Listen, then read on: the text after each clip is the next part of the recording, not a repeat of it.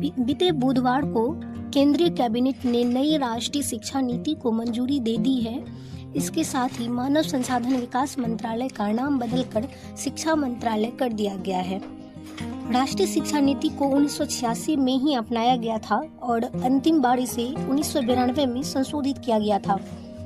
नई शिक्षा नीति में 10+2 के प्रारूप को पूरी तरह खत्म कर दिया गया है। अब इसे 10+2 से बांटकर 5+3+3+4 प्रारूप में ढाला गया है। इसके अलावा स्कूलों में आर्ट्स, कॉमर्स, साइंस वर्ग का कोई कठोर पालन नहीं होगा। छात्र अब जो भी पाठ्यक्रम चाहे वो ले सकते हैं। मल्टीपल एंट्री और एग्जिट सिस्टम में पहले साल के बाद सर्टिफिकेट, दूसरे साल के बाद डिप्लोमा और 3 से 4 साल बाद डिग्री दी जाएगी। 4 साल का डिग्री प्रोग्राम के बाद फिर एमए और उसके बाद बिना एमफिल सीधा पीएचडी कर सकते हैं।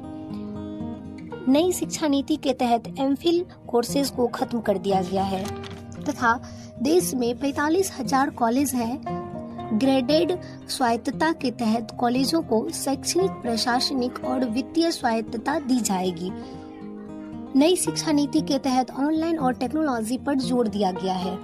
अभी हमारे यहाँ केंद्रीय विश्वविद्यालय और स्वशासी संस्थानों के लिए अलग अलग नियम हैं, लेकिन नई शिक्षा नीति के तहत सभी के नियम समान होंगे तथा बोर्ड परीक्षाओं के महत्व को कम कर दिया गया है।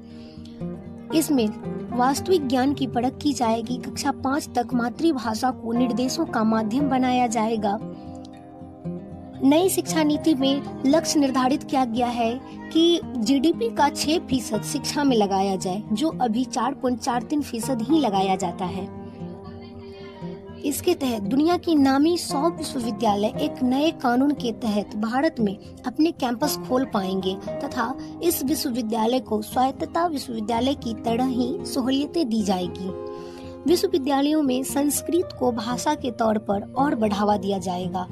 3 भाषाओं के तहत संस्कृत भाषाओं को भी विद्यालयों और उच्च शिक्षा में वैकल्पिक भाषा के तौर पर शामिल किया जाएगा।